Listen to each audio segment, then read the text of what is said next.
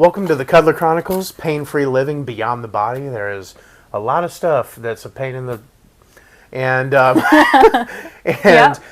with that in mind, if you own a business, you know payroll and HR are two of the biggest pains in the butt.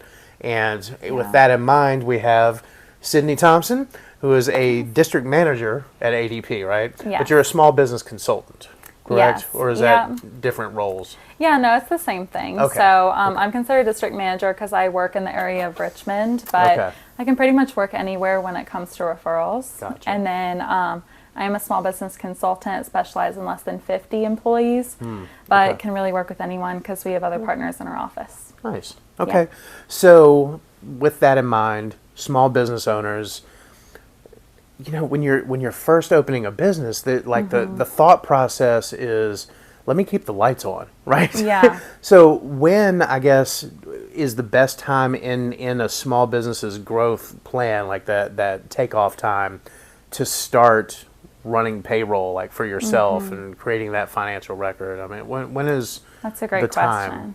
Yeah. So I would say number one, when you're starting a business, like obviously getting your LLC formed. So number one, speaking with an attorney or a consultant in that matter. And then number two, getting an accountant or a bookkeeper. Because they're going to help you with things like figuring out how much to pay yourself, how often you should be paying yourself, and kind of look at the bigger picture. Because I come in as a consultant more on like the employee HR side and the payroll side. But when it comes to your finances and getting started, really partnering with an accountant is going to help you figure out how much to pay yourself. Right. And then I would say if you're just a solopreneur, that's who you're going to go to for the timeline. And then if you have any employees, that's obviously when you need to start payroll. Right. I know a lot of businesses, they will go like months or even years, like just paying their employees through, you know, Venmo, Cash App, or by check, or just like paying them digitally but not tracking it. And that can kind of cause a hassle, obviously, come tax season. Imagine. Yeah.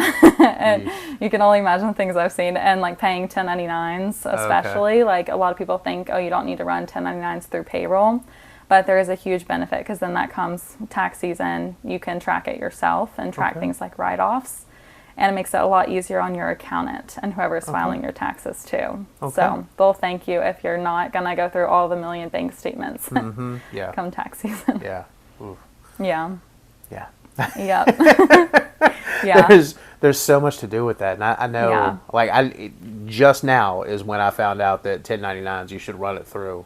So and it depends on how much you're paying them too. I think the minimum is like around $600 a year or $615. So definitely partner with an accountant on that on when you should start tracking it. But I think the more you track, the better. Like you said, making a financial record for the business is the most important thing, and especially if this is your main source of income. So for some people, their business, you know, is like a side hustle. Those are really popular nowadays. So if you still have a W-2 with your current job, you may not need that. But if this is your full-time gig and your full-time, what you're doing for an income, that's important to track for pay stubs. So don't wait until the end of the year and then just fill out the 1099, not 1099, the Schedule C. Don't wait until the end of the year and fill out a Schedule C. You should pay yourself a W-2 so that... if you can. You know, some people are just getting started. You may not be able to afford it in the beginning. But if you are having a consistent income and can pay yourself even on a monthly basis, that helps a lot because the earlier the record, the better. I partner with banks in the area, and a lot of them have businesses come in asking for things like loans, business credit cards, and for that you really need a history to be able to give someone a loan, and they typically don't have that at the time. So that's the purpose of kind of getting the financial record. Yeah. So if you want a business credit card, if you want a business loan, you need to have that financial record. So I know there are a bunch of different companies that want to do your payroll for you, right? And QuickBooks will say, oh, you can do it yourself. It's easy. What makes ADP different?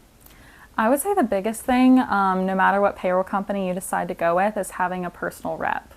You know, so we can all call into a 1-800 number, but with that, you may not be getting like the personalized assistance that you really need. So whether it's QuickBooks, ADP, whatever payroll company it is, I think having like a go-to person is the most important thing. So they can kind of point you in the right direction, especially like things like taxes and our finances. we don't want to just hand that off to anyone. So Right. you want to be able to trust your rep and kind of know them. And I think being local is a big point of that as well. Right. A lot of what we've talked about in previous interviews is actually knowing someone specific that has been worked with before, that is trusted. So I'm sure people can say, hey, Sidney, who's a good bookkeeper? And you've worked with people, so you know. Yeah. Yeah, I think having those referral partners are awesome, and just building up your network in general. Because I work with a lot of, like I said, banks, but also accounting firms. So I work with accountants, CPAs, and bookkeepers, and can kind of point someone in the right direction based on what kind of fit I think that they'd be good for. Or give them even a couple names and say, hey, I think that you should reach out to this person and this person, kind of see what they offer and see who's the best fit. Right. That's actually one of those things that I talk about when I try to, pump you up to people. Is say, it's kind of like calling an 800 number and the little gecko. He's not answering the phone, right? But, my local car insurance agent answers the phone, and that's what they can get from you. Yeah, right? Definitely. But I heard this number. I was at a meeting a couple weeks ago, and I heard somebody else that works with your company say that payroll is like 20% of what ADP actually does. And I'm like, that's the only thing I had ever heard of ADP about. Yeah. But what else do you guys do? Yeah, so payroll is definitely our bread and butter. We pay 1 in 6 Americans. So we pay everyone at Amazon. Fun fact that I learned today is QuickBooks actually uses ADP for their payroll. Wow. Which is very ironic, but it's because they are a bigger company, and ADP is great for small businesses as well as big companies, and I guess their system they went to ADP for, so that's very interesting. But what was the question? It was, what else does ADP do? Oh, okay. Yeah. So there's a lot. So when it comes to payroll, we have 4 different payroll packages, ranging from your basic payroll and tax filing, I would say like for solopreneurs, smaller businesses, all the way up to full HR. So we're very much known for HR and human capital management. So think like hiring employees, what you're doing to retain those employees, remain competitive in the market. With the younger generations like especially. Perks. Okay. Yeah. With younger generations especially, it's just so hard to hire and retain employees. Like I hear like people are jumping jobs a lot more frequently, doing a lot more different careers than prior generations. So the market has completely changed post-COVID too. So just trying to figure out ways that small businesses can remain competitive. And so we typically consult on things like benefits, retirement, workers' comp. Those are the main things that we do. So ADP is an insurance agency, which most people don't know. I had no idea. Yeah. What kind of insurance? Like just so health insurance. Oh, health. Yeah. Oh, wow. Okay. Yeah. So health insurance as well as the workers' comp and general liability. So we do that. And then for health, we work with all the major carriers. So we're considered a broker. And then we work with like Anthem, Aetna, Blue Cross Blue Shield, all those carriers. So if someone's looking for a health plan, we can kind of shop it out for you and then be your broker. Even an individual, they don't have to go through their job who's using ADP. Like just, my wife could say, I want my own plan. Sidney, can you help me? And you'd say yes. I think so. Yeah, I've only worked with the business owners on it, but I think that you can. But I know that in Virginia, it is a law that you have to have at least 2 people on the plan who aren't related or married. Okay. Yeah, so that's like all I know about in terms of getting started. But I do have local partners who are licensed in the health, workers' comp, and retirement. That's awesome. Yeah. I didn't know ADP did all that. Yeah. Wow. It is really a one-stop shop. And then in terms of HR and hiring, we partner with ZipRecruiter. So that's a job posting platform, kind of similar to Indeed. But since we have the partnership with them, you aren't charged any extra fees for hiring. So you get 1 rotating job slot. And then on our HR platforms, you get 2 rotating job slots. Okay. Yeah. So you kind of post a job. It goes out to a bunch of job boards. And then people start applying, and then you can interview them from there. Okay. Yeah. And then I can just take that one down, put another one in its place if I need to. Exactly. Yeah. Okay. So that's what the job slot does. So say like I'm hiring for a waitress position that either gets filled or I'm no longer hiring, I can take that out and put in a host position. So you can kind of use it for what you're hiring for at the time. And then we also do employee handbooks. It's kind of like a template that you fill out. It's super easy. I've done it with a local restaurant. And you just fill in the business information, things like operating hours, what benefits you offer, and it just works you through the template. It's called a Handbook Wizard. Okay. So it kind of does its magic. Okay. And then you get through that, and then the employees acknowledge it in their ADP app. That's awesome. Yeah. Really is a one-stop shop, huh? Mm-hmm. Wow. Yep. How can people get in touch with you specifically? So obviously my business card. So my business card is my direct line and then my email. I also have a website, and that is connected to my LinkedIn as well. So people can go on my LinkedIn and it says work with me and click on that. And then on my website, they can actually book a time with me directly there. Okay. And what is the website? Like, is it like a simple URL or is it like? I would have to find it for you, but I believe it's like ADP Connect Sidney Thompson. So it's pretty easy to find. But I'll get that for you. But yeah, LinkedIn, Sidney Thompson. Yeah. Work with me. Yes. Gotcha. Mm-hmm. Okay. One of the things that I like to do is end up the interview with what I call the painkiller closer. It's a list of questions that help people to get to know you so they can hopefully connect with you. Okay. Right? So the first thing is, what is the best piece of advice that you've heard in your field? That's a great question. The best piece of advice, like for business owners? Mm-hmm. Yeah, that you've either given to somebody or that you've heard somebody else give, and you're like, oh, I'm stealing that one. Okay. You don't need HR until you actually need it. Or you don't think you need HR until it's already too late. Okay. That is a big thing because a lot of the stories that we hear from clients is, hey, I need an employee handbook.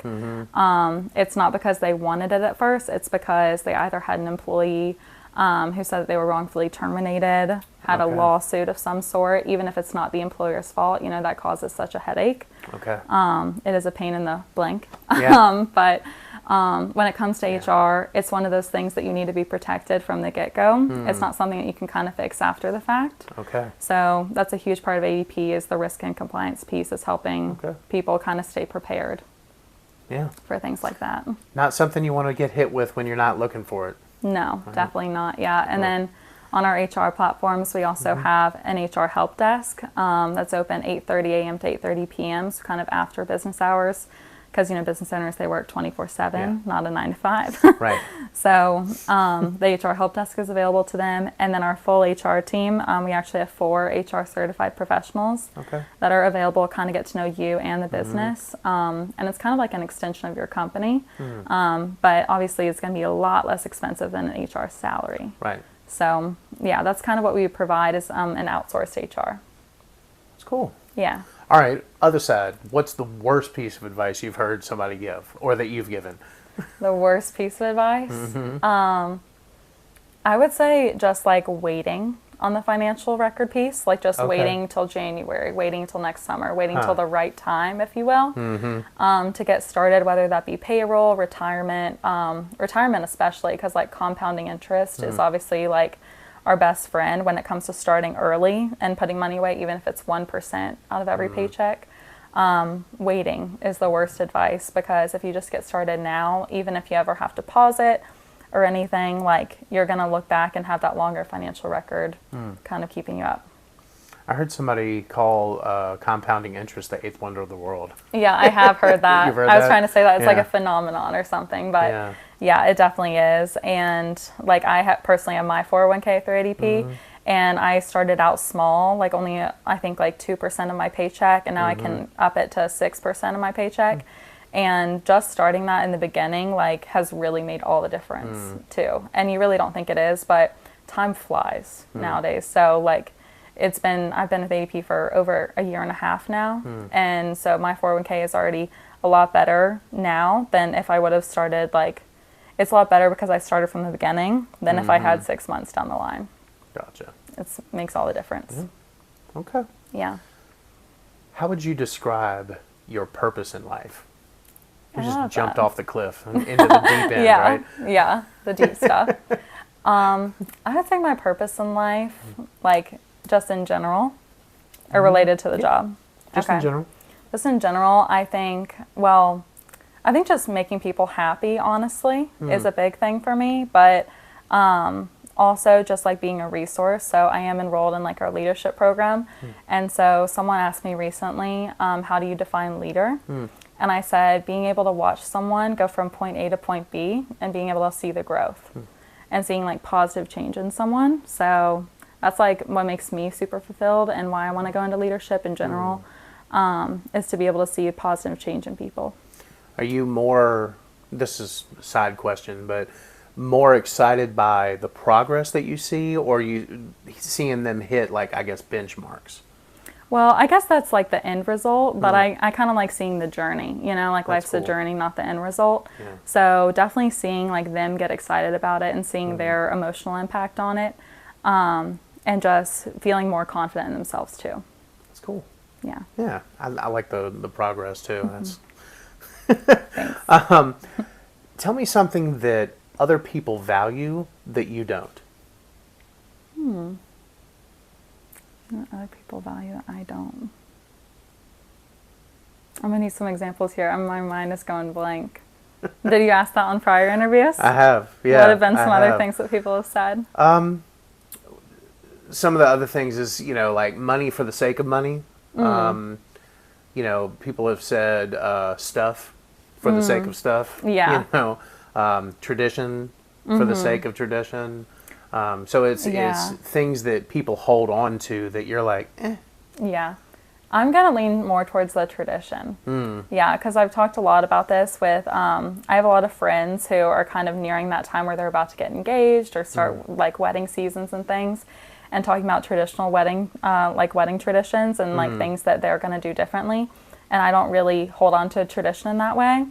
Now I like traditions in the sense of like family and holidays and those kinds of things, but when it comes to like wedding traditions, I think that day is for you. That's kind of random, but I think that day is for you. A lot of people think weddings are for your guests. I can kind of see both sides, but I think I'm less leaning towards traditions in this kind of sense. Okay. I'm not super big on traditions. Got it. Nice. Yeah. Okay. So if you could create one law that people had to follow, what would it be? That's a good question. Thank you. These are great questions. Yeah, you should be a full-time talk show host. No. Let's see. One law that everyone had to follow. Taking a real personal finance class. Or like a real class on how to be a parent. No, I changed my mind. Yeah, on how to be a parent. Because one, personal finance, we all have to take that in school, but I don't think it's really built out the way it should be for us. So I think a lot of people like fall like, you know, 10 years down the line and they're like, hey, what am I doing with my personal finances? But that really should have been given to us as an education in school. But two, like how to be a parent. So my mom is actually a divorce attorney. And she says that in the state of Virginia, it is a law that when you get divorced and you have kids, you have to take a class on how to parent your kids through the divorce. There is no class on how to parent your kids when you become a parent. So I think that's kind of backwards. But I think that there should be a law on how to be a parent when you're going to become a parent. Because, you know, raising kids in the next generation, they're going to have to deal with a lot of things that prior generations didn't. So we're going to have to raise them to be strong, independent people. So I think on how to be a parent. Yeah. Interesting. Yeah? Yeah. There's so much pressure on new parents. Yeah. Yeah. Like, you got to figure it all out on your own, but Yeah. don't you make a mistake. Yeah. You know? It's so different. Like, it's just changing all the time, too. And, like, I know parents will try to give their kids advice when they become parents, but you know, the world is completely different than what it was even 15 years ago. So I think something like on modern age, how to be a parent. Right. And just how to be a good leader to your kids. Yeah. I had heard someone say that when you say, when I was your age, it's always a lie because the kids at 18 years old, it's a completely different world. And they have completely different pressures than I had at 18. Completely different. Yeah. I didn't even have email until I was 21. You know what I mean? Yeah. And now, like, all of the stuff that they have to deal with and all that, I never was 18 at this time. Yeah. So it's... I agree. Yeah. Yeah, and I'm very glad that I didn't grow up with a phone or grow up with social media. And I feel like I'm part of like that last group who didn't. And you can definitely see the difference in the kids who did. And I just can't imagine growing up in the world of social media and how much pressure it is on young kids too nowadays. And just so much online presence. So definitely want to implement that when I become a parent later down the line, that you're not getting a phone until you're like 10 years old. Right. Yeah. Okay. Tell me a book or a movie or a podcast that you're really passionate about and why. Okay. Can I give you two? Sure. Okay, so the book Lean In, I can't remember her name for the life of me, but she is the CFO of Facebook. So the book Lean In, and that's like more on just like women's empowerment, women in business, and also just like being a good leader in general. That book was really good for me, and I want to read it again. I'm like big on rereading books too. And then podcasts, this is just more for me personally, but Anything Goes by Emma Chamberlain. I haven't heard of it. Yeah, so it's less of like it's less of a self-development podcast, but it's more just what I like to turn on like when I'm traveling, when I'm cleaning, just kind of in the background. I really love that podcast and I recommend it to people. She just kind of shares her thoughts on things, whether it be like new trends, how to be like a good friend, good relationships. It's just kind of an overall lifestyle podcast. How did you find it? Through social media. Oh, yeah. And okay. I think it was suggested to me on Spotify. You know how you get those suggestions? Okay. Yeah. Gotcha. Okay. Yeah. That's a good podcast. Okay. Yeah. All right. Is there a specific like episode that I should start with? I'll have to send you one. There's a bunch. And I've definitely re-listened to some of them too. Okay. But yeah, I love listening to podcasts like on long drives because they're around like 45 minutes to an hour and a half. So kind of like to be able to listen to it when I'm going to be able to get through the whole thing. Nice. Yeah. Okay. Last question. When you're finished, right? So the interview's about to be finished. When you're finished, how do you want to be remembered? Like with ADP? However you want to take it. In general. I would take it just as like whether people are coming to me for ADP or for anything else, like whether just like need a new friend or anything. I'm going to be there for you and going to be able to be there to listen and for what you need. I've developed so many great relationships and friendships through BNI, like personally with networking. And even like not being in the group after the fact, I'm still going to be able to, you know, come to those people, going to be able to grab lunch, things like that. And I think that's so valuable. And I've only lived in Richmond for about a year and a half, but I've already made so many like lasting friendships. So I think just being able to like get a friend and have a lasting friendship. Okay. Yeah. I like it. Well, so ADP, not just payroll, it's HR, it's taxes, it's, you told me something else. My brain. Yeah. I could go on forever. Yeah, so it's workers' comp, yes, health, and the health retirement. insurance. Yes. The health insurance piece. Yeah. Blown mind it's actually a health insurance company. Yeah. Wow. Yeah, it really is everything. And then we also do R&D tax credits and ERC. ERC is kind of taking a pause right now with the government, but R&D tax credits are research and development. Yeah. So if you know of any companies or you have a company who like either innovates or makes changes to an existing product or makes a new product, you actually are eligible for a ton of tax credits from the government. So we work with companies and CPAs on that and just like trying to find ways that we can minimize your tax liability. Okay. Yeah. I love all the loopholes that we can find out to minimizing liability, minimize taxes, creating financial records, getting and keeping good employees. ADP does it all, and you need a rep. Yes. You need a rep. Yeah. Sidney Thompson with ADP. Thank you. Thank you.